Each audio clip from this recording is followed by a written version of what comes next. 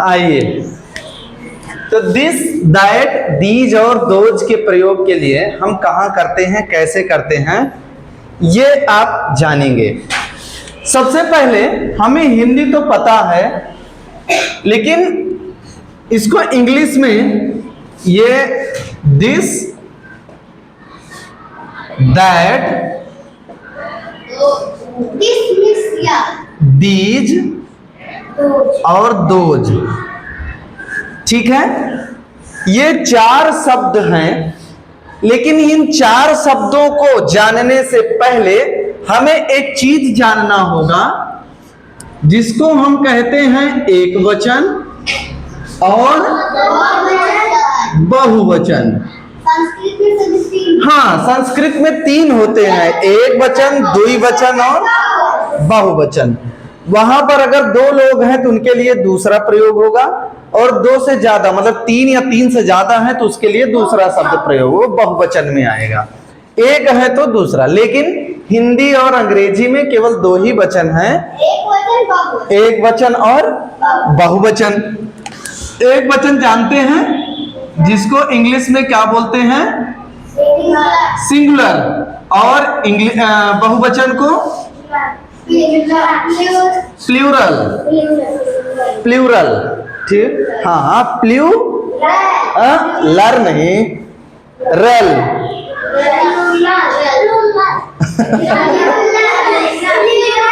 Plural, हाँ, चलिए, तो सिंगुलर और प्लूरल, ठीक है ना। ये एक वचन, कोई अकेला है, एक लोग, ठीक है ना, एक वस्तु, एक लोग, कोई एक चीज है तो सिंगुलर में आएगी। और प्लूरल मतलब दो या तीन नहीं, अधिक, दो या अधिक, चाहे वस्तु हो चाहे लोग हो, ठीक है ना, ये प्लूरल में आएगा, बहुवचन में आएगा। अब यहां पर जो ये दो शब्द हैं, ये किसके लिए प्रयोग होते हैं, सिंगुलर के लिए, मतलब एक वचन के लिए, ओके। और ये जो दो हैं ये प्लूरल है, मतलब बहुवचन के लिए। ध्यान से देखिएगा, दिस मतलब होता है यह, और दैट मतलब वह, दीज मतलब ये या ये सब, ठीक है, और दोज मतलब वे या वे सब, ठीक है ना।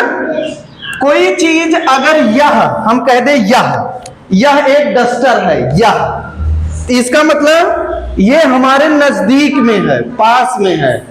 और हम कहें कि वह एक कोई चीज है ना, वह एक पेड़ है ना, वह एक चिड़िया है, तो वह का मतलब हो गया एक, हम, हाँ, दूर है वो, ठीक है ना। तो नजदीक के लिए, पास के लिए, पास में अगर है तो दिस, और अगर दूर है तो दैट का। लेकिन ये कब, जब अकेला होगा तब, ठीक है ना। अब यही चीज जब हम बहुवचन में चलते हैं, प्लूरल में, दीज और दोज, तो अगर कोई पास में है, नजदीक में, हम कहें कि ये सब पोस्टर हैं, ऊपर लगे हैं अपने ना, ये सब पोस्टर हैं ना, ये सब कलमे हैं, ये हमारे पास में है, नजदीक में है, ठीक है ना। तो ये सब मतलब हमारे नजदीक में है, लेकिन ये ज्यादा है, कितनी संख्या से, दो या दो से ज्यादा है, एक से ज्यादा कह सकते हो, एक से ज्यादा, दो या दो से अधिक कह सकते हो, ऐसे भी कह सकते हो, या एक से ज्यादा, एक ही बार में खत्म। तो पास में अगर है और दो से ज्यादा हैं, दो या दो से ज्यादा हैं, तो वहां पर क्या होगा? दीज, दीज का प्रयोग। और दोज का प्रयोग कहां होगा? दूर के लिए, ठीक है ना? ये दूर के लिए प्रयोग होगा भैया। जैसे हम कहें कि वे सब तारे हैं, तारे तो खूब ढेर सारे होते हैं ना, गिनती नहीं है, गिनती उसकी नहीं है। तो आइए अब इसका हम कहते हैं। अच्छा, एक चीज और देखिए, इसमें एक सहायक क्रिया लगती है, सहायक, हाँ, सहायक क्रिया। हम लोग जब क्रिया पढ़ेंगे तो फिर से इसको दोहराएंगे और आराम से इसको फिर से जानेंगे हम। वैसे क्रिया जानिए, क्रिया क्या है कि जो वाक्य को पूर्ण करती है, ठीक है ना? वाक्य को पूर्ण करने के लिए जो शब्द का प्रयोग होता है, हाँ, जैसे अभी हम कहें कि राम आम खाता है, ठीक है ना? तब ये पूरा एक वाक्य बना, राम आम खाता, और हम ऐसे बोल दे राम आम खाता, तो थोड़ा सा कम लग रहा है, पूरा नहीं है ये। या राम आम, तो ये पूरा है, ये आधे में ही छोड़ दे रहे हैं।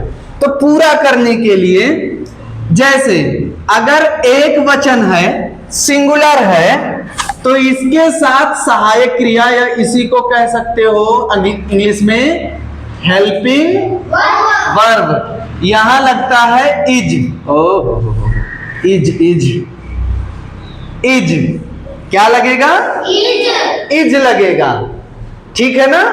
और लेकिन अगर ये है के लिए प्रयोग हो रहा है तो ओके। आइए, बहुवचन में क्या लगेगा? आर। इसको क्या पढ़ा जाएगा? इज।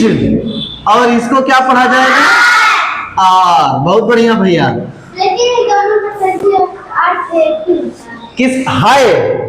है के लिए, ठीक है ना? ये कब प्रयोग होगा?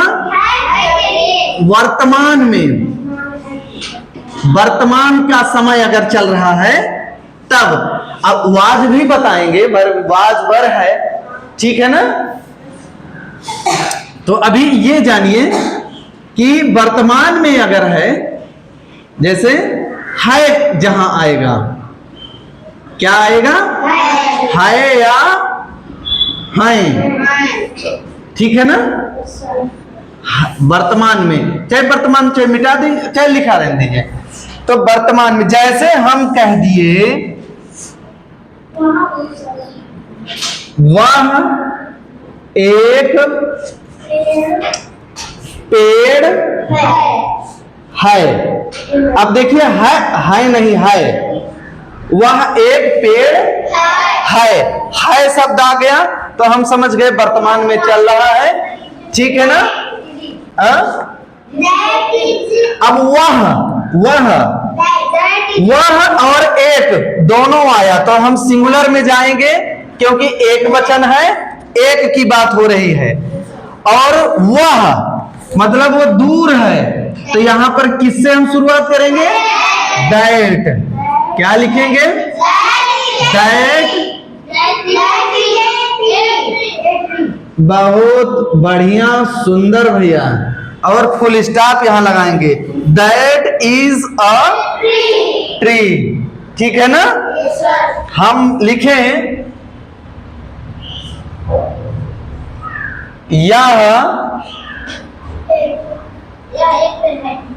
यह एक कलम है। अब फिर देखिए, यहां पर भी है लग गया, एक लगा है, तो इसका मतलब हम सिंगुलर में जाएंगे, ठीक है? और यह लगा है, यह, तो हम लिखेंगे यहां this is a pen, this is a pen. फिर से अगर हम यहां लिखते हैं, हमने लिखा ये सब लड़के हैं। यहां देखिए हैं शब्द लग गया। तो अब यहां देखिए ये सब लड़के हैं, मतलब ये कई लड़के हैं। तो बहुवचन में हम प्लूरल में चलेंगे, ठीक है ना। और ये सब मतलब हमारे पास में ही है, नजदीक में ही है। तो यहां किससे शुरुआत होगी? These are। ना ए नहीं लगेगा। These are boys। These are boys। ठीक, फुल स्टॉप। हम लिखे वे सब तारे हैं। अब इसमें क्या होगा? वे सब मतलब प्लूरल, हाँ प्लूरल में है, तो यहां किससे शुरुआत होगी? Those are stars. देखिए यहां भी ये बहुवचन में तब लिखा जाएगा। बॉय मीन्स एक लड़का और बॉयज मतलब बहुत सारे।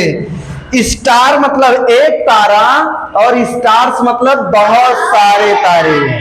ठीक है ना।